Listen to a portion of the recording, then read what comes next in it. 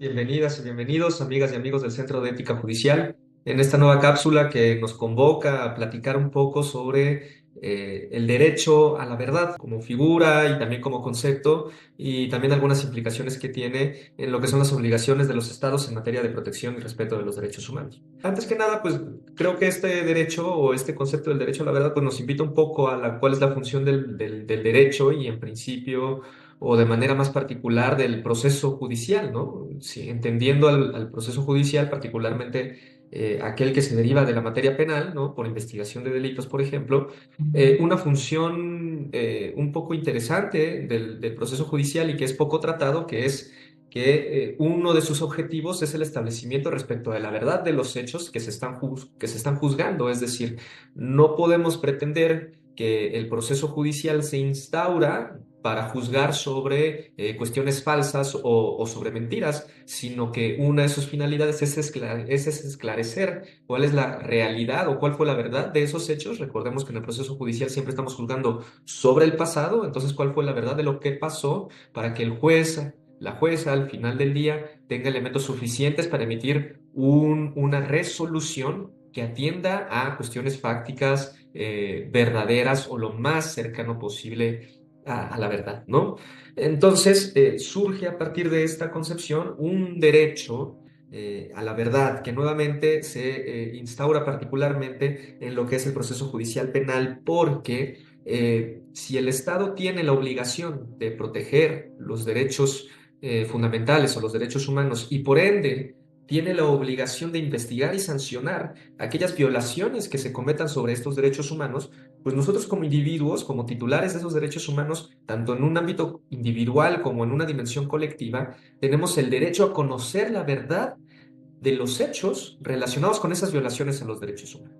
Cobra especial relevancia la cuestión de las violaciones graves a los derechos humanos, ¿no? En México, por ejemplo, tenemos el problema del 68 u otros grandes conflictos sociales, Ayotzinapa, etcétera, en donde, pues, básicamente se nos está violando ese derecho a conocer la verdad porque hasta el día de hoy no conocemos cuál fue la cronología, cuál es la verdad de los hechos respecto de esas violaciones que son graves a los derechos humanos. Ahora, este derecho a la verdad toma una dimensión muy importante o todavía más relevante en lo que es la materia de la desaparición forzada, porque como concepto en sí misma la desaparición forzada es precisamente una violación constante y permanente de ese derecho a la verdad.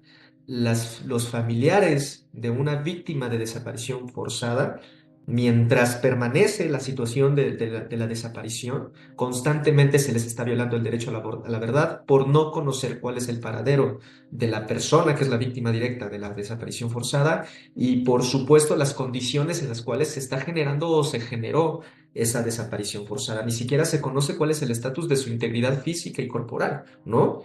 Una persona que está desaparecida no se conoce realmente si permanece viva, si ya falleció, cuál es su paradero, cuál es el estatus, su personalidad, ¿no? Cuál es el estatus jurídico de su persona.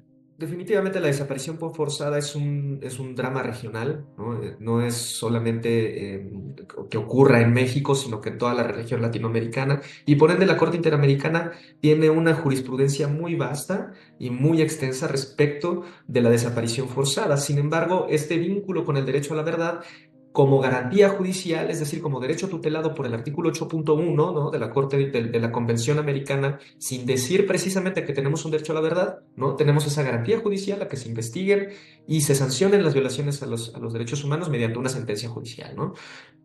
Entonces, de ahí se deriva, mediante una construcción interpretativa, el derecho a la verdad según la Corte Interamericana. Y recientemente, en agosto de 2024, se resolvió un caso sobre México, que es el caso González Méndez y otros contra México, en donde pues las personas afectadas, integrantes del grupo indígena del Ejército Zapatista de Liberación Nacional, pues precisamente sufren de esta desaparición desde hace más de 25 años, desde el año de 1999. El caso llega a la Corte Interamericana y reitera este punto, ¿no? El hecho de que el derecho a la verdad es una garantía judicial protegida y tutelada por el artículo 8 de la Convención Americana de Derechos Humanos, y una desaparición forzada es una violación contundente, es una violación muy grave en contra de este derecho a la verdad.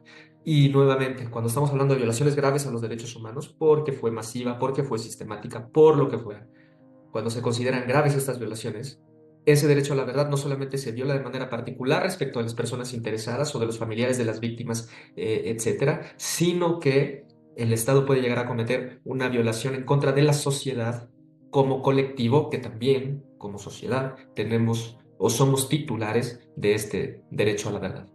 Esto puede generar muchos comentarios o algunas dudas. Por favor, compártanlas con las redes sociales del Centro de Ética Judicial y yo me despido. Muchas gracias.